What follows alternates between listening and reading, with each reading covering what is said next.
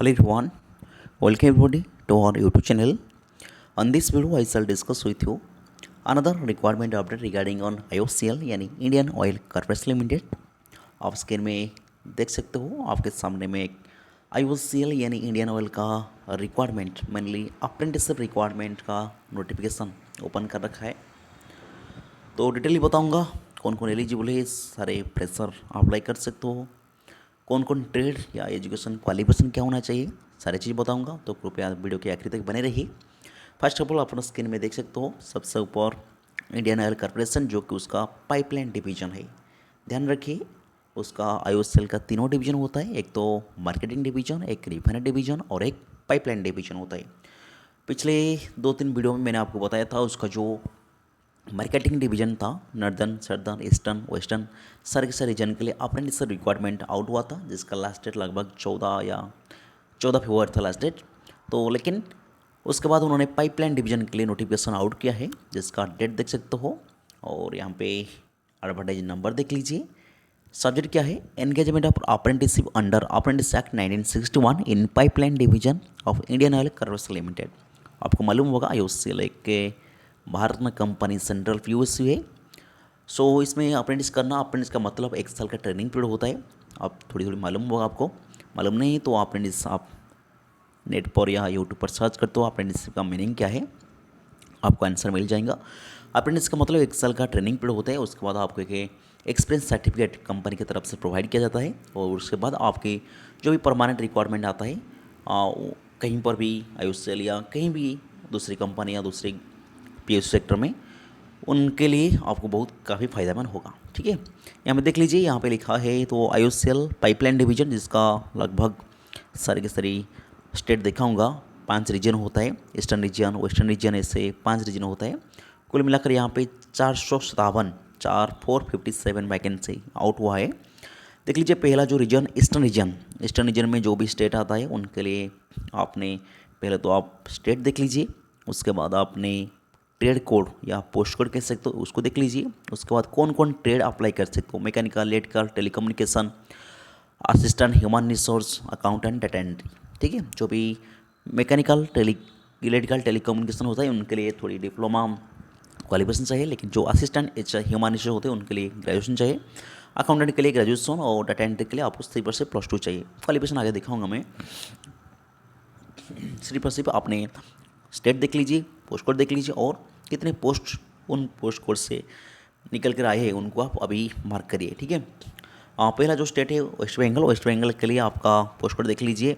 Mechanical के लिए total आपका 13 वैकेंसी, इलेक्ट्रिकल का आपका 14, टेलीकम्युनिकेशन इंस्ट्रूमेंट के लिए 14, असिस्टेंट ह्यूमन रिसोर्स 3, अकाउंटेंट के लिए 3 और डाटा एंट्री के लिए 3। ठीक है, इस तरीके आप बिहार में देख सकते हो। बिहार में mechanical 10, electrical 10, telecommunication instrumentation 10, ह्यूमनिशन 1, accountant 1 और डोमेस्टिक डाटा एंट्री 2। उसके साथ साथ आपने आपके हिसाब से ही और नहीं जाओ EWS, OBC, PW, SC/ST category में कितने वैकेंसी आपने देख सकते हो। उसके बाद देख सकते हो बिहार, वेस्ट बंगाल बिहार हो गया। असम देख लीजिए, असम में मैकेनिकल में 4, इलेक्ट्रिकल में 4, टेलीकम्युनिकेशन में 4, असिस्टेंट ह्यूमनिशन 1, अकाउंटेंट 1, डाटा एंट्री 1। ठीक है, इस तरीके से उत्तर प्रदेश में मैकेनिकल में 6, electrical 6, telecommunication 6, assistant human resource 1, accountant 1। Jharkhand में mechanical 1, electrical 1, telecommunication 1, data entry ह्यूमनिशन नहीं है। इतने सारे स्टेट आते हैं हमारी पाइपलाइन ईस्टर्न रीजन में। उसके बाद वेस्टर्न रीजन की बात करें, गुजरात में देख लीजिए, मैकेनिकल में 22, इलेक्ट्रिकल में 22, टेलीकम्युनिकेशन में 21, असिस्टेंट ह्यूमन रिसोर्स में 7, अकाउंटेंट में 7, डाटा एंट्री में 2, डोमेस्टिक डाटा एंट्री में 3।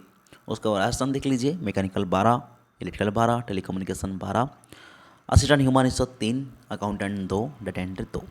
महाराष्ट्र में देख लीजिए, मैकेनिकल में 3, इलेक्ट्रिकल में 3, टेलीकॉम एंड इंस्ट्रूमेंट्स में 3, कुल 9 वैकेंसी।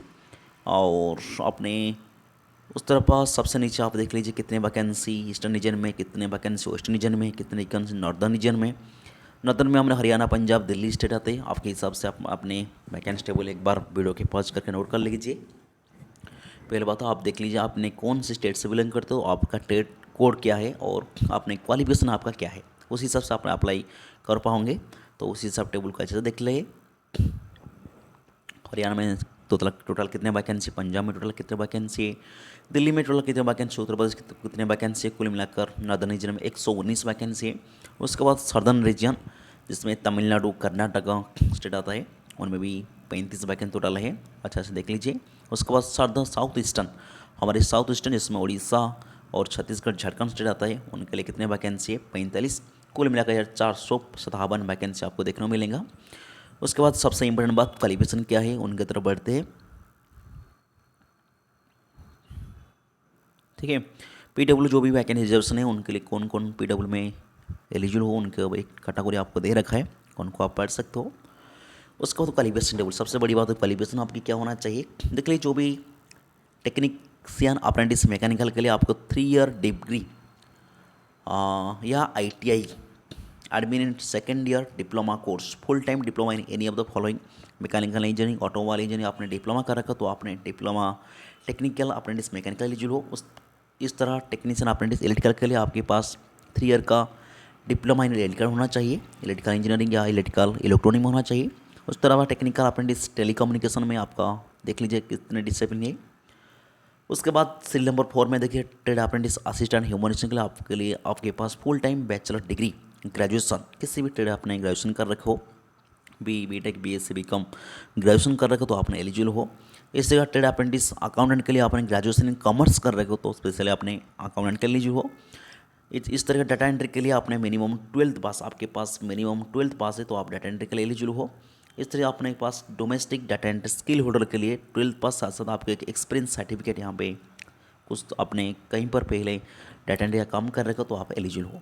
ठीक है, तो कुछ इंस्ट्रक्शन वगैरह नीचे भी लिखा है, उनको अच्छा से देख लीजिए। Candidate should have already pass prescribe qualification on the date of requiring eligible criteria या कटअप ऑन 28 फरवरी 2025।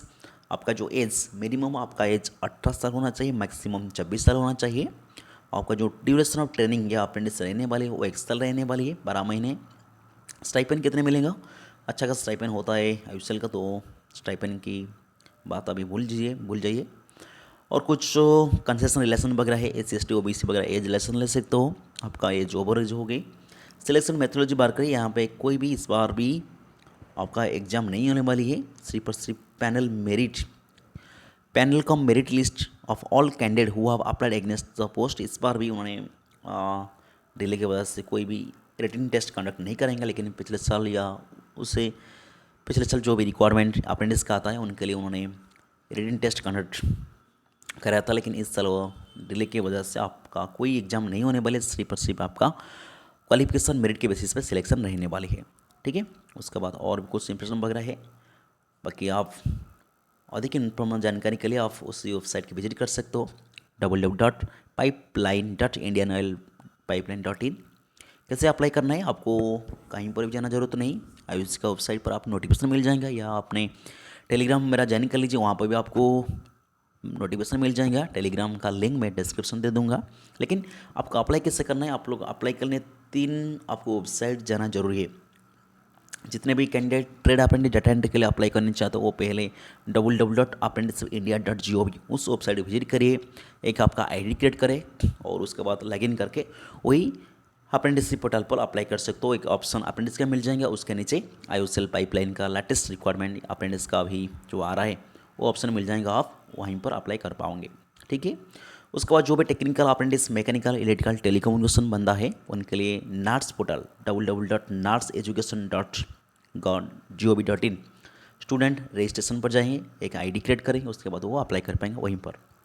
उसका जो भी बंदा असिस्टेंट ह्यूमनिस्ट या अकाउंटेंट के लिए अप्लाई करना चाहिए वो भी नार्स पोर्टल पर जाए, आपका ID क्रिएट करें, नाम को रजिस्टर करिए, एक ID क्रिएट कर लॉगिन कर लीजिए, उसके बाद वहीं पर अपने अप्लाई कर पाओगे।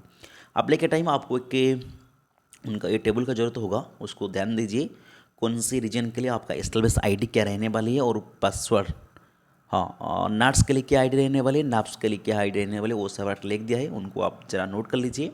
आप कौन से रीजन बिलोंग करते हो या कौन से रीजन के लिए अप्लाई करने चाहते हो उस हिसाब से अपने वो ID की यूज करना है। ठीक है, बस लास्ट डेट कितने है ध्यान दीजिए, आपने 10 फरवरी से एप्लीकेशन शुरू हो चुका है, आपने मार्च 3 तक अप्लाई कर पाओगे। ठीक है, तो मार्च 3 इज द लास्ट डेट। कोशिश करें उसे पहले उस डेट से पहले अप्लाई कर लीजिए, आपके लिए भला रहेगा। ओके, और बाकी कुछ इंस्ट्रक्शन वगैरह लिखा है, चाहो तो वीडियो पहुँच कर आप पढ़ लीजिए या हमारे टेलीग्राम चैनल ज्वाइन कर लीजिए, मैं वहाँ पर सारी अपडेट डाल दूँगा। जो भी कट डेट वगैरह कंसिडर किया जाएंगे वो 28 फरवरी को ही डेट तक ही कंसिडर किया जाएगा। उसके बाद आपका मेरिट बेसिस पर सिलेक्शन होगा, उसके बाद डॉक्यूमेंट वेरिफिकेशन कराए जाएंगे, उसके बाद आपका आगे प्री एंगेजमेंट मेडिकल टेस्ट होगा, उसके बाद आपको अप्रेंटिसशिप ट्रेनिंग दिया जाएगा। ठीक है, और कोई क्वेरी हो तो आपने कमेंट कर सकते हो। आखिर में इम्पोर्टेंट डेट की बात करिए, जो भी ऑनलाइन डेट वगैरह एप्लीकेशन शुरू हुआ है उसका डेट है 10 फरवरी, और लास्ट डेट कितने है मार्च 3 मार्च तक आपने अप्लाई कर पाओगे। और कोई भी अधिक जानकारी के लिए आपने IOCL का जो ऑफिशियल वेबसाइट www.iocl.gov.in उसको विजिट कर सकते हो। उस पर एक ऑप्शन आपको कैरियर सेक्शन के अंडर के अप्रेंटिस का ऑप्शन मिल जाएगा, वहाँ पर आपने अप्रेंटिस के बारे में सारी कुछ लेटेस्ट अपडेट आपको मिल जाएगा, तो ज़रूर IOC का ऑफिशियल वेबसाइट विजिट करें। सो इतने अपडेट था, बाकी डिटेलली कौन कौन स्टेट में भी कौन कौन डिस्ट्रिक्ट व कौन कौन एरिया में आपका वैकेंसी है उनका भी एक टेबल उन्होंने नीचे दे रखा है, उनको आप हिसाब से देख लीजिए। पहले आपने कौन सी स्टेट अप्लाई करना चाहते हैं उनको देखिए, उस हिसाब से उस स्टेट का कौन से एरिया में कौन सी पोस्ट के लिए वैकेंसी है, कौन सी पोस्ट के लिए वैकेंसी नहीं है, उस टेबल का अच्छा से आपने आइडिया या अंदाज़ा लगा लीजिए। ठीक है, बस इतनी अपडेट था IOCL यानी इंडियन ऑयल कॉर्पोरेशन से आई हुई एक अप्रेंटिसशिप रिक्वायरमेंट में। काफ़ी अच्छा माना जाता है IOCL का अप्रेंटिस, तो जरूर कर लीजिए। जो भी बंदा का पास कोई भी एक्सपीरियंस नहीं है और कभी पहले कहीं पर भी अप्रेंटिस नहीं किया हो, तो आपने मैं तो कहूँगा आप जरूर अप्लाई कर लीजिए या जरूर अप्रेंटिस कर लीजिए, आपके लिए आने वाले टाइम में ज़रूर भला होगा। ठीक है, सो इतने ही आशा करता हूँ वीडियो आपको फ़ायदेमंद होगा। वीडियो आपके लिए थोड़ी सी मदद किया तो ज़रूर चैनल को वीडियो को लाइक कर लीजिए और चैनल को सब्सक्राइब कर लीजिए।